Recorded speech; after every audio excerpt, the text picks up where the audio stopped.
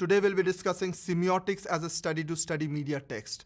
We'll have lots of videos and lots of music in today's lecture, where we'll demonstrate all the things we learned in the last and the earlier classes about semiotics, and we'll demonstrate that with examples.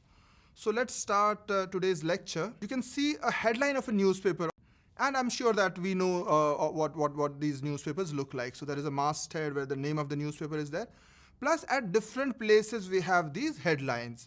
So today I'll begin with semiotics of headlines. What do the headlines have, in terms of an icon, in terms of a symbol, or in terms of an index?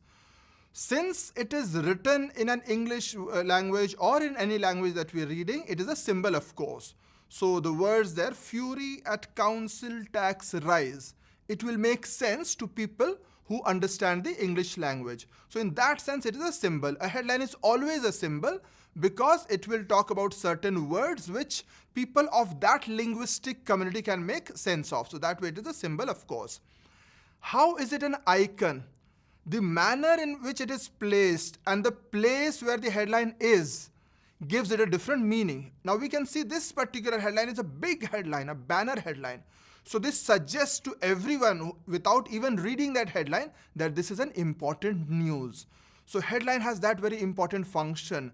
The font size, where it is placed, and whether it is having more than one lines and all, they serve as icons. Even without knowing the meaning, even if somebody did not understand English, just by looking at that headline, they could say that, okay, this is an important news. Now the third one is also very important, that it plays the role of an index. Now to understand index, let's think counterfactually. Think of a newspaper which has no headlines. Just imagine, newspaper with no headlines. Where do you start reading? That would be a tough ask. You wouldn't know where to start a particular story and where to end that particular story. You would have to read the entire thing. So a headline has that index function as well. It tells us that this is where the story starts and this is where the story ends. So we can understand that semiotically it's very rich, because it is an icon at the same time, it is a symbol, and it is an index. Now let's watch this particular video. Let's start on a musical note as always. And this is quite viral on the social media. This is from a Bollywood song, Kala Chashma, and we have these wonderful Ugandan kids dancing to this particular video. So let's watch it.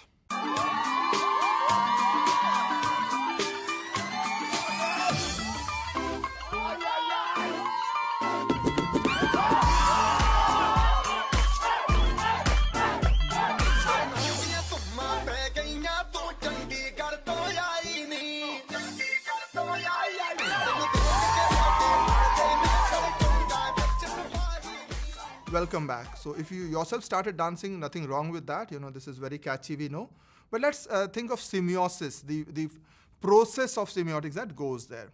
So the object was the song itself. You would have seen that, these kids would have heard it somewhere, or they would have witnessed probably a Bollywood song which is very popular, and they are just translating it to their sign. So they are dancing it according to their own style, in their own background, etc. And that comes to us as a different sign.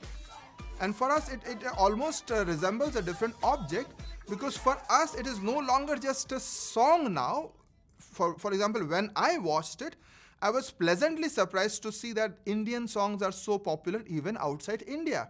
And for me, this act of semiosis this goes on to another level. For them, it's just a song. They're having fun at it, and the video is viral. Everyone is enjoying about it.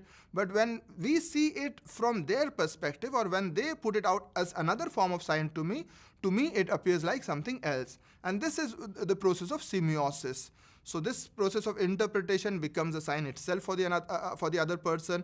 When I interpret it and when I'm putting it on to you, you interpret it according to you. And this process is continuous. It carries on like that. I'll go on to a very different topic now, something which we haven't discussed in the last lecture. And I think that this is important for us to understand semiotics, especially in this digital ecosystem. Because we have computers, we have internet, we have something which is known as metadata, or data about data. So for example, when we have websites, or when we have any other object on the internet or on the computer, we get full information about that particular thing. In semiotic terms, this metadata can be understood as meta signs or signs about signs. They indicate which items of information are available, which are accessed, by whom, at what time, in which format, in which combination, in which consequences, in which sequences, and context of use. So, for example, when I access Facebook, that metadata is available to Facebook. They can understand, all these things about what I'm doing or what I'm not doing on the internet. And that has very many other implications for digital surveillance, for example. Because from this knowledge about what I'm doing or on internet or not doing on internet, they can get some idea about me as a personality, or they would know that, okay, this is a person who likes this kind of music. So next time we'll give them this kind of music.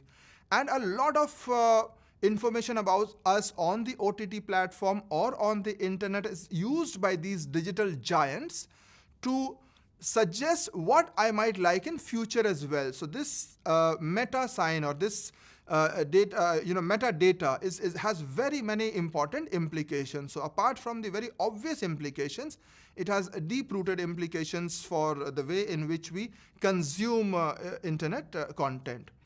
So before we start with the analysis, and I will, as I promised, we'll be having lots of videos in this section as well. So it is always good to have a detailed comparison and contrast of paired media texts. So how did one newspaper cover it? How did one newspaper cover the same event exactly as another newspaper has covered it? So these two newspapers will probably be covering it differently. So when you have these two things, and you are contrasting them and trying to find out how one newspaper has covered the thing and how another newspaper has covered the same thing, you get a better idea about how they are talking about these signs and how they are contrasting on these kind of things. So we are looking for signs, and we are also kind of looking for relations, and these are the two key notions of semiotic analysis. As usual, quiz time, and this time I have a very simple quiz. So a newspaper headline is only symbols? Is it icon and symbol? Is it index, icon and symbol? Or it's neither index, icon or symbol? What do you think? I'm sure you answered 3. As we discussed, it's an index, icon and symbol at the same time. Welcome back, friends, to the second section. And in this section, we are going to talk about the semiotics of cinema. We know cinema itself has a language. The way the shots are arranged, the way people decide which shots to use, the way the transitions are used, and how does that indicate successivity, that this succeeds that? How do they indicate precession, that this was something which happened earlier, this is what is happening later on? And how do they indicate temporal breaks? There might be a big break in time, something is happening here and they are showing maybe 50 years later or maybe 5 months later. So how do they show this temporal breaks? Or how do they show causality, that this causes that? How do they show this adversative relationships or consequence, that this happened as a consequence of this? About spatial proximity, about distance. These are the central questions of the semiotics of the cinema. And in the coming examples, I'm going to talk about these things exactly. Let's start off with some shots. And I'm sure as students or even as casual observers, you are aware of these kind of shots. So when there is a close-up of somebody, what does it signify? It signifies intimacy. They're showing a face or they're showing a hand movements or whatever. So the signifier is the close-up, and what is it signifying? It's signifying intimacy. If there is a medium shot, probably they are signifying personal relationships. Whenever there is a long shot of the entire context, it signifies public distance or scope or context or these kind of things. And a full shot might be showing social relationships between people. These days we even have drone shots and all those kind of things. But all these shots, they are signifying something.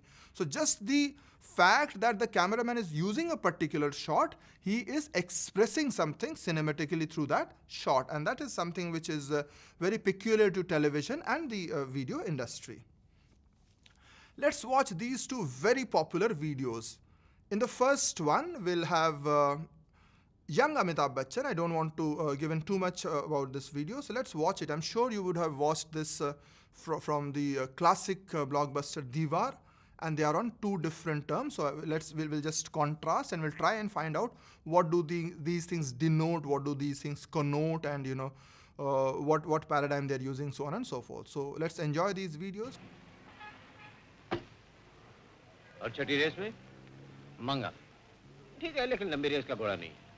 क्या? लंबी race में तो ऐसा घोड़ा जीतता है जो पहले पीछे पीछे भागता है और आधी रेस के बाद जब स्पीड पकड़े तो सबको पीछे छोड़ जाए। हो गया साहब। जयचंद पैसे दो। साहब, हम बूट पॉलिश करते हैं, कोई भीख नहीं मांगता। पैसे उठाकर हाथ में दो। जयचंद, ये लंबी रेस का घोड़ा है। जी। तुमने इस लड़के के तेवर देखे? आज तुम्हारे नए काम का पहला दिन है। ये लो, रखो। मैं आज भी फेंके हुए पैसे नहीं उठाता। Welcome back from the video world to the real world. So let's isolate and analyze the important signs in the text. In the first one, we had these two people wearing suits and all, and they're standing outside a race course and getting their shoes polished. Now, there were so many things that the director could have chosen. Why did he choose a race course? Because he had to bring in that metaphor of the lambi race ka ghoda, a horse which is going to last for a longer race. And that was very important for them to choose these particular shots. So the metaphor of this lambi race ka ghoda, signifying that this is a person, who is in there for the long haul, that was available there. What are the important signifiers? That particular coin which was thrown. And if you remember, it was repeated in another shot in the same person's life at another point of time, just to emphasize the person hasn't changed. So this is the system in which the sign makes a lot of sense, this sense of confidence, this sense of dignity, that okay, you can't, because I'm doing some lowly job, it's not a lowly job, but because I'm doing this particular job, you can't take me to, at face value, and you can't just hurt my dignity.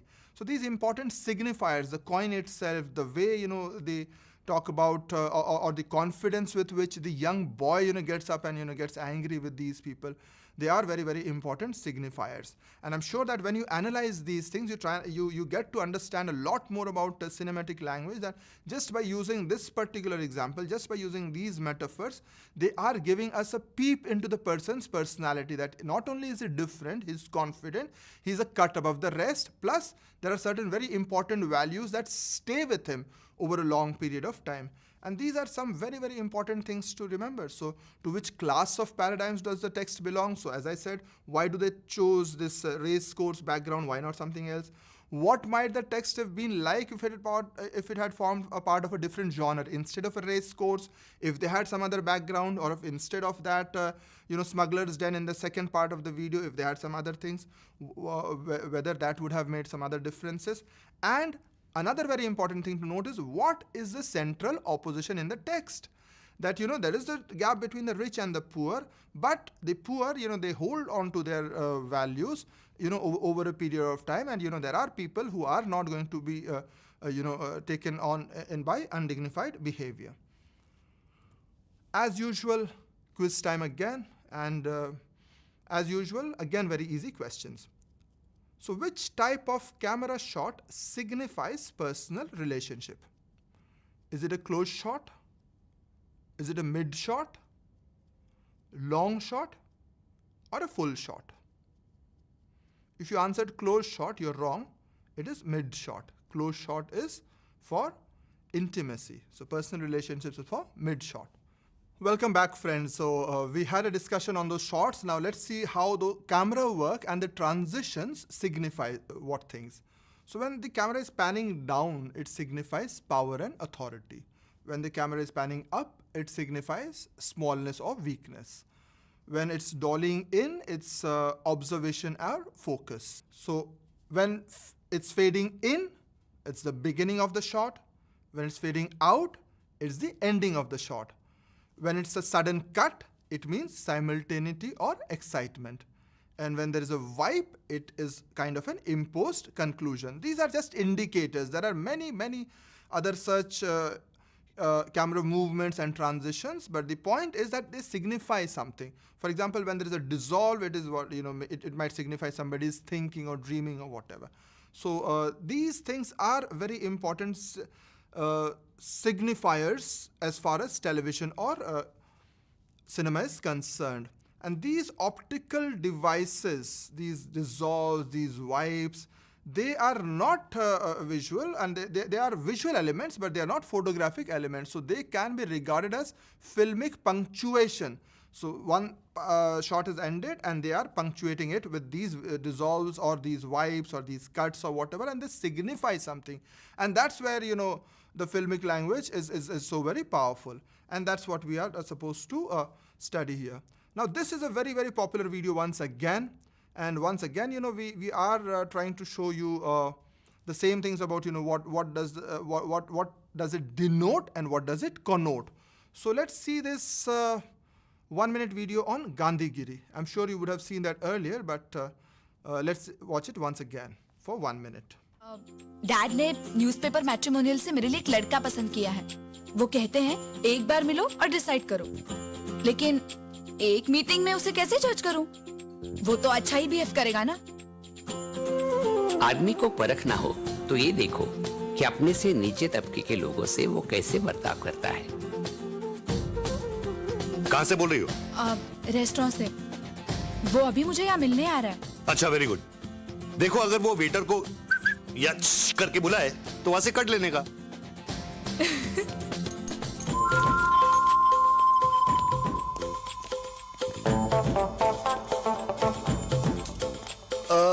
You must be Priya. Rahul. Hi. Pleasure to meet you. What can I get for you? Tea? Sure.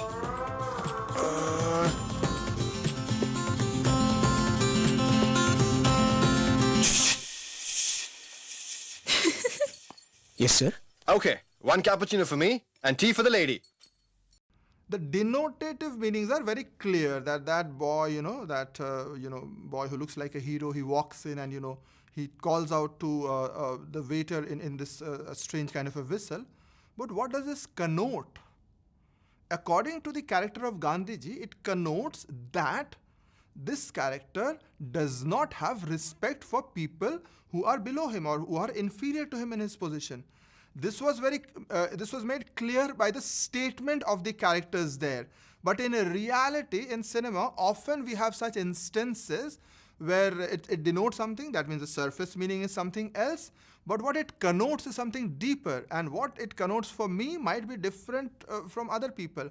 But here, this connotative meaning was also made very clear by the Gandhiji character, who suggested that if someone is not very respectful to people who are inferior to him in position, then he's not a good person. Another video here. के flat में रहता है और रोज सीढ़ियों से पान चबाते हुए उतरता है और मेरे घर के बाहर आते ही उसे थूकने का मन करता है और वहीं मेरे दरवाजे के बाहर थूक के चला जाता है। मन करता है साले का गला दबा दूं। उल्टा कर, उल्टा। उसको थूकने दे और रिटर्न में ना उसको एक मस्त स्माइल दे। फिर उसके सामने उसका रंगोली साफ कर। चाकू ना पिस्तौल ना खंजर ना कोई तलवार रे, एक मुस्कान की देखो ताकत अपना नया हथियार रे। ओ प्रेम प्यार का सबक सिखा कर रखी देश की आन रे, इंसान को सिखला के गए बस बनना एक इंसान रे।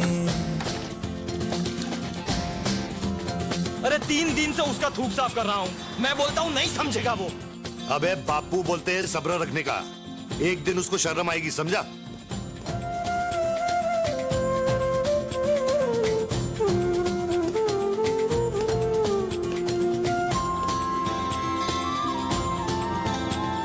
Sorry.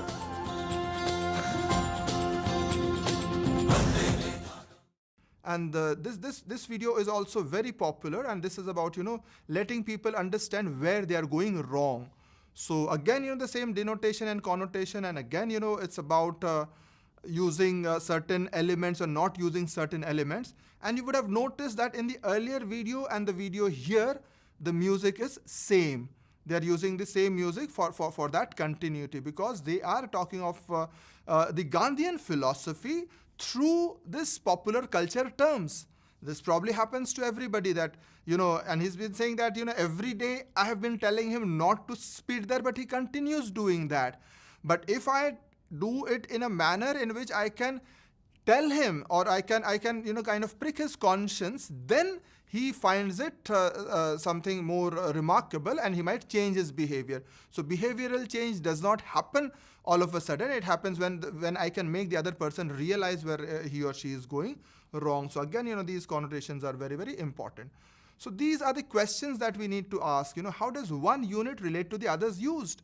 Because this is the same concept. The earlier Gandhigiri one video where we were talking about the guy, calling out to the waiter in this particular whistle, and this one where they are talking about a person, spitting on his neighbor's door all the time. So how do they relate to each other?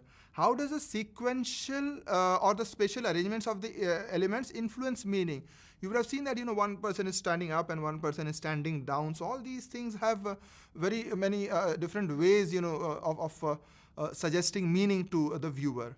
And are there formulaic features that have shaped the text? So are there any formulaic features? Are there any features which are a kind of a formula that they are there? So these are the questions that you must ask yourself when you do this semiotic analysis.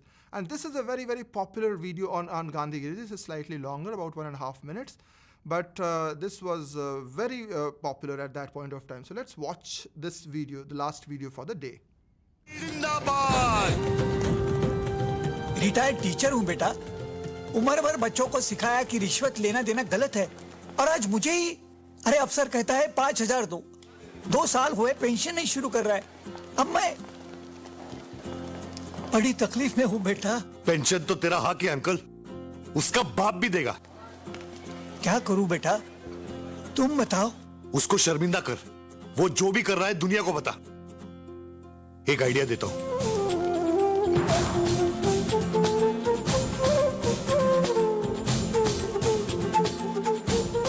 नमस्ते। ये 1200 है। 1200 से कुछ नहीं होता master, क्यों पकाने आ जाते हो? धीरज रखो बेटा, और दे रहा हूँ। ये चश्मा 500 का है। ये हियरिंग एड 500 की। घड़ी 800 की है। डायबिटीज की गोलियां 18 रुपयों की। ये सब क्या हो रहा मास्टर? रुकिए रुकिए, 1 मिनट। अरे क्या कर रहे हैं आप? शर्ट 200 की है। मास्टर जी बहुत हो गया। 1 मिनट। अरे मास्टर जी, ये बनियान 25 की बनियान। बेल्ट 100 रुपयों की। शूज 300 रुपये के हैं। क्या कर रहे हैं आप? बस करो मास्टर जी, अरे बस करो। मैं हाथ जोड़ता हूँ, मैं फाइल दे रहा हूँ तुम्हारी मास्टर। अरे अभी बस करो, बस करो। पैंट 300 रुपये की है। मैं साइन कर रहा हूँ। मैं मोहिले पेंशन दे इसकी, भगा। बोले तो Gandhigiri. Thank you, friends. So, very important question. What metaphors and metonyms are involved? Metonyms are the, when he's picking up his glasses, or when he's picking up his diabetes medicines and all, they are metonyms for all the small wealth that he has, or his poverty in that sense, or even his helplessness in that sense.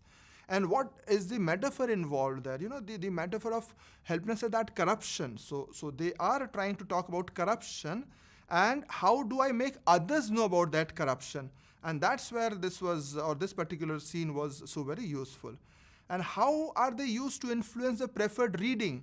So we want everyone to imagine that anyone who is not being fair to elder people or common people, for example, we should not treat them in a good way, or they are not kind of role models that we should follow. So we come to the end of this video, and here again the final quiz. So which type of camera movement signifies authority? Is it pan down? Is it pan up? Is it zoom in? Or is it dolly in? I know you answered pan down. Thank you, friends.